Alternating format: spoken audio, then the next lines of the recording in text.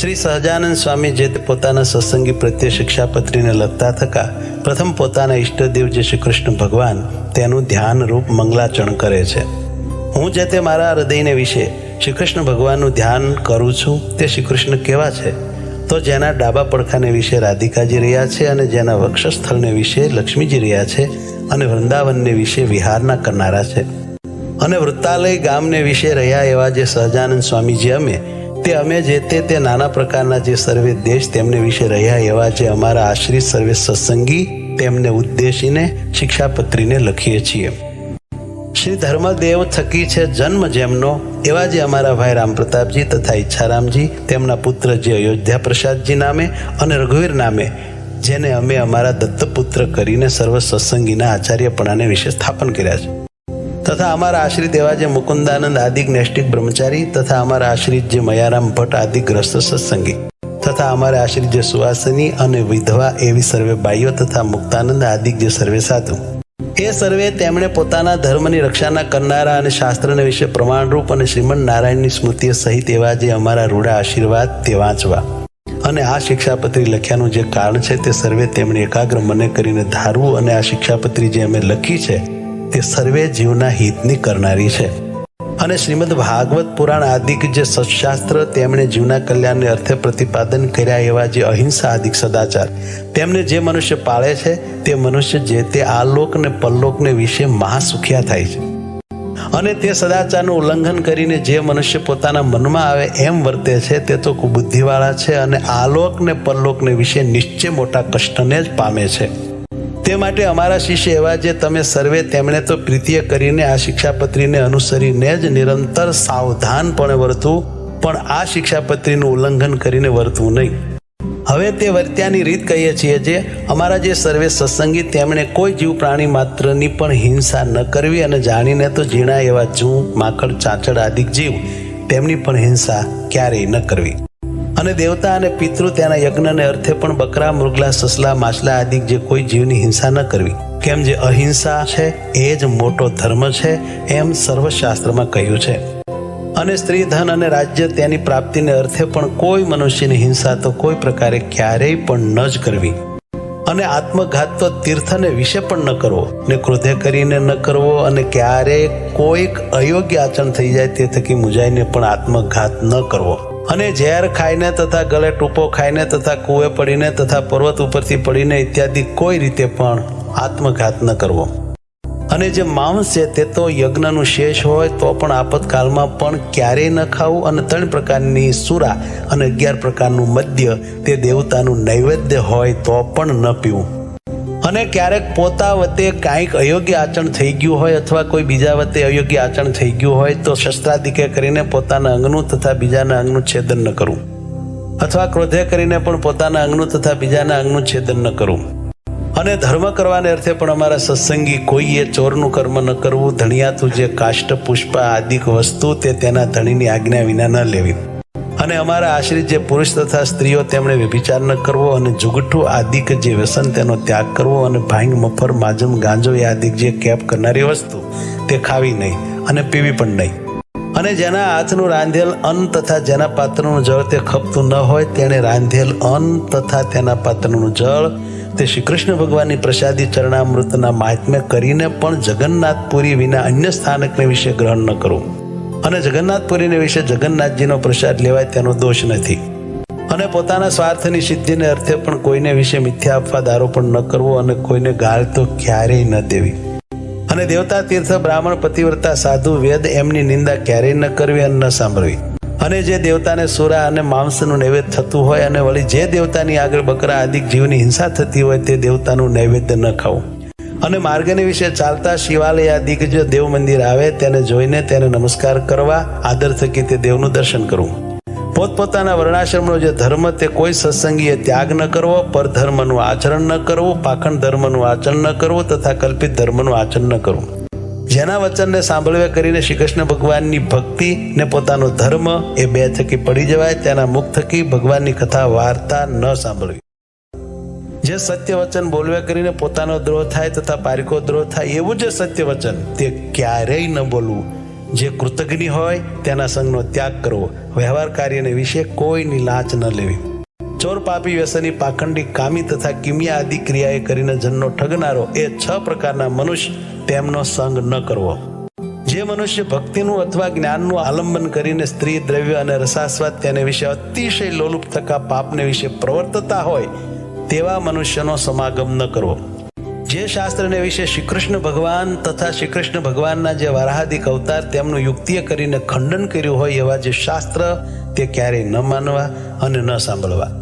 ગાળ્યા વિનાનું જે જળ તથા દૂધ તે ન પીવું અને જે જળને વિશે ઝીણા જીવ ઘણાક હોય તે જળે કરીને સ્નાનાદિક ક્રિયા ન કરવી. જે ઔષધ, દારૂ તથા માંસ તેને યુક્ત હોય તે ઔષધ ક્યારેય ન ખાવું. વળી જે વૈદ્યના આચરણને જાણતા ન હોય તે વૈદ્ય આપ્યું જે ઔષધ તે પણ ક્યારેય ન ખાવું. અને લોક અને શાસ્ત્ર તેમણે મળમૂત્ર કરવાને અર્થે વર્જ્યા એવા સ્થાનક જે જીર્ણ દેવાલય તથા નદી તળાવના આરા તથા માર્ગ તથા વાવેલું ખેતર તથા વૃક્ષની છાયા તથા ફૂલવાડી બગીચા એ આદિક જે સ્થાનક તેમને વિશે ક્યારેય પણ મળમૂત્ર ન કરવું તથા થૂકવું પણ નહીં. અને ચોર માર્ગે કરીને પેસવું નહીં અને નિસરવું નહીં. અને જે સ્થાનક ધણિયાતું હોય તે સ્થાનકને વિશે તેના ધણીને પૂછ્યા વિના ઉતારો ન કરવો. અમારા સત્સંગી જે પુરુષ માત્ર તેમણે બાય માણસના મુખ થકી જ્ઞાન વાર્તા ન સાંભળ્યું અને સ્ત્રીઓ સાથે વિવાદ ન કરવો તથા રાજા સંગાથે તથા રાજાના માણસ સંગાથે વિવાદ ન કરવો. ગુરુનું અપમાન ન કરવું તથા જે અતિશય શ્રેષ્ઠ મનુષ્ય હોય તથા જે લોકને વિશે પ્રતિષ્ઠિત મનુષ્ય હોય તથા જે વિદ્વાન હોય તથા જે શસ્ત્રધારી મનુષ્ય હોય તે સર્વેનું અપમાન ન કરવું. વિચાર્યા વિના તત્કાળ કાંઈ કાર્ય ન કરવું. ધર્મ સંબંધી જે કાર્ય તે તો તત્કાળ કરવું. પોતે જે વિદ્યા ભણ્યા હોય તે બીજાને ભણાવવી. નિત્ય પ્રત્યે સાધુનો સમાગમ કરવો. ગુરુદેવ અને રાજા એ ત્રણના દર્શનને અર્થે જ્યારે જવું ત્યારે ઠાલે હાથે ન જવું. કોઈનો વિશ્વાસઘાત ન કરવો. પોતાને મુખે કરીને પોતાના વખાણ ન કરવા. જે વસ્ત્ર પહેરે શકે પણ પોતાના અંગ દેખાય એવું જે ભૂંડું વસ્ત્ર તે અમારા સત્સંગી તેમણે ન પહેરવું. શ્રી કૃષ્ણ ભગવાનની જે ભક્તિ તે ધર્મે રહી તેવી કોઈ પ્રકારે ન કરવી. અને અજ્ઞાની એવા જે મનુષ્ય તેમની નિંદાના ભય થકી શ્રી કૃષ્ણ ભગવાનની સેવાનો ત્યાગ કરવો નહીં. અને ઉત્સવના દિવસને વિશે તથા નિત્ય પ્રત્યે શ્રી કૃષ્ણના મંદિરમાં આવ્યા એવા જે સત્સંગી પુરુષ તેમણે તે મંદિરને વિશે સ્ત્રીઓનો સ્પર્શ ન કરવો તથા સ્ત્રીઓએ પુરુષનો સ્પર્શ ન કરવો. અને મંદિરમાંથી નીકળ્યા પછી પોતપોતાની રીતે વર્તવું. અને ધર્મવંશી ગુરુ થકી શ્રી કૃષ્ણની દીક્ષાને પામ્યા એવા જે બ્રાહ્મણ, ક્ષત્રિય અને વૈશ્ય 3 વર્ણના અમારા સત્સંગી તેમણે કંઠને વિશે તુલસીની બેવડી માળા નિત્ય પ્રત્યે ધારવી અને લલાટ, હૃદય અને 2 હાથ એ ચારે ઠેકાણે ઉર્ધ્વ પુંડ તિલક કરવું. અને તે તિલક જે તે ગોપીચંદને કરીને કરવું અથવા ભગવાનની પૂજા કરતા બાકી રહ્યું અને કેસર કુમકુમાદિકે યુક્ત એવું જે પ્રસાદીનું ચંદન તેને કરીને તિલક કરવું. અને તે તિલકના મધ્યને વિશે જ ગોળ એવો જે ચાંદલો તે જે તે ગોપીચંદને કરીને કરવો અથવા રાધિકાજી અને લક્ષ્મીજી તેનું પ્રસાદી એવું જે કુમકુમ તેને કરીને તે ચાંદલો કરવો. પોતાના ધર્મને વિશે રહ્યા અને શ્રી કૃષ્ણના ભક્ત એવા જે સત્શુદ્ર તેમણે તો તુલસીની માળા અને ઉર્ધ્વ પુંડ તિલક તે બ્રાહ્મણ, ક્ષત્રિય, વૈશ્યની પેઠે ધારવા. અને તે સત્શુદ્ર થકી બીજા જે જાતીય કરીને ઉતરતા એવા ભક્તજન તેમણે તો ચંદનાદિક કાષ્ટની બેવડી માળા તે ભગવાનની પ્રસાદી કરાવીને કંઠને વિશે ધારવી અને લલાટને વિશે કેવળ ચાંદલો કરવો પણ તિલક ન કરવું. અને જે બ્રાહ્મણાદિકને ત્રિપુંડ જે આડું તિલક કરવું તથા રુદ્રાક્ષની માળા ધારવી એ 2 વાના પોતાની કુળ પરંપરાએ કરીને ચાલ્યા આવ્યા હોય અને તે બ્રાહ્મણાદિક અમારા આશ્રિત થયા હોય તો પણ તેમણે તે ત્રિપુંડ અને રુદ્રાક્ષનો ક્યારેય ત્યાગ ન કરવો. અને નારાયણ અને શિવજી એ 2નું એકાત્મપણું જાણવું કેમ જે વેદને વિશે એ 2નું બ્રહ્મ રૂપે કરીને પ્રતિપાદન કર્યું છે. અને અમારે આશ્રિત જે મનુષ્ય તેમણે શાસ્ત્રે કહ્યો જે આપત ધર્મ તે અલ્પ આપતકાળને વિશે મુખ્યપણે કરીને ક્યારેય ગ્રહણ ન કરવો. અને અમારા સત્સંગી તેમણે નિત્ય સૂર્ય ઉગ્યાથી પ્રથમ જ જાગવું અને શ્રી કૃષ્ણ ભગવાનનું સ્મરણ કરીને પછી શૌચ વિધિ કરવા જવું. પછી એક સ્થાનકને વિશે બેસી દાતન કરવું, પછી પવિત્ર જળે કરીને સ્નાન કરવું, પછી ધોયેલું વસ્ત્ર એક પહેરવું અને એક ઓઢવું અને તે વાર પછી પવિત્ર પૃથ્વીને વિશે પાથર્યું અને શુદ્ધ ને કોઈ બીજા આસનને અડ્યું ન હોય અને જે ઉપર સારી પેઠે બેસાય એવું જે આસન તેને વિશે પૂર્વમુખે અથવા ઉત્તરમુખે બેસીને આચમન કરવું. પછી સત્સંગી પુરુષ માત્રને ચાંદલે સહિત ઉર્ધ્વ પુંડ તિલક કરવું. અને સુવાસીની જે સ્ત્રીઓ તેમણે તો પોતાના ભાલને વિશે કુમકુમનો ચાંદલો કરવો. અને તે વિધવા સ્ત્રીઓએ પોતાના ભાલને વિશે તિલક ન કરવો અને ચાંદલો પણ ન કરવો. અને તે પછી તે સર્વ જે અમારા સત્સંગી તેમણે મને કરીને કલ્પ્યા જે ચંદન પુષ્પાદિક ઉપચાર તેમણે કરીને શ્રી કૃષ્ણ ભગવાનની માનસી પૂજા કરવી. તે પછી શ્રી રાધા કૃષ્ણની જે ચિત્ર પ્રતિમા તેનું આદર થકી દર્શન કરીને નમસ્કાર કરીને પછી પોતાના સામર્થ્ય પ્રમાણે શ્રી કૃષ્ણનો જે અષ્ટાક્ષર મંત્ર તેનો જપ કરીને તે પછી પોતાનું વ્યવહારિક કામકાજ કરવું. અને જે અમારા સત્સંગીમાં અમરીશ રાજાની પેઠે આત્મનિવેદી એવા ઉત્તમ ભક્ત હોય તેમણે પણ પ્રથમ કહ્યું એવી રીતે અનુક્રમે કરીને માનસી પૂજા પર્યંત સર્વે ક્રિયા કરવી. આત્મનિવેદી ભક્ત તેમણે પાષાણની અથવા ધાતુની જે શ્રીકૃષ્ણ ભગવાનની પ્રતિમા અથવા શાલિગ્રામ તેની જે પૂજા તે દેશકાળને અનુસરીને પોતાના સામર્થ્ય પ્રમાણે પ્રાપ્ત થયા જે ચંદન પુષ્પ ફળાદિક વસ્તુ તેને કરીને કરવી. અને પછી શ્રીકૃષ્ણ ભગવાનનો જે અષ્ટાક્ષર મંત્ર તેનો જપ કરવો. તે પછી શ્રીકૃષ્ણ ભગવાનના જે સ્તોત્ર અથવા ગ્રંથ તેનો જે પાઠ તે પોતાના સામર્થ્ય પ્રમાણે કરવો. જે સંસ્કૃત ન ભણ્યા હોય તેમણે શ્રીકૃષ્ણ ભગવાનનું નામ સંકીર્તન કરવું. પછી શ્રીકૃષ્ણ ભગવાનને નૈવેદ્ય કરીને પછી તે પ્રસાદી એવું જે અન્ન તે જમવું. અને આત્મનિવેદી વૈષ્ણવ તેમણે સર્વકાળને વિશે પ્રીતિય કરીને શ્રીકૃષ્ણ ભગવાનની સેવા પરાયણ થવું.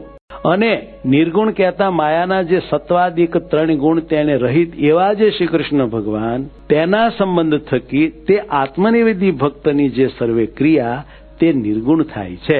તે હેતુ માટે તે આત્મનિવેદી ભક્તને નિર્ગુણ કહ્યા છે. આત્મનિવેદી ભક્ત તેમણે શ્રીકૃષ્ણ ભગવાનને અર્પણ કર્યા વિનાનું જળ પણ ક્યારેય ન પીવું ને પત્ર કંદ ફળાદિક જે વસ્તુ તે પણ શ્રીકૃષ્ણ ભગવાનને અર્પણ કર્યા વિનાનું ન ખાવું. સર્વે જે અમારા સત્સંગી તેમણે વૃદ્ધપણા થકી અથવા કોઈ મોટા આપતકાળે કરીને અસમર્થપણું થઈ ગયા છે તે પોતે સેવવાનું જે શ્રીકૃષ્ણ ભગવાનનું સ્વરૂપ તે બીજા ભક્તને આપીને પોતે પોતાના સામર્થ્ય પ્રમાણે વર્તો.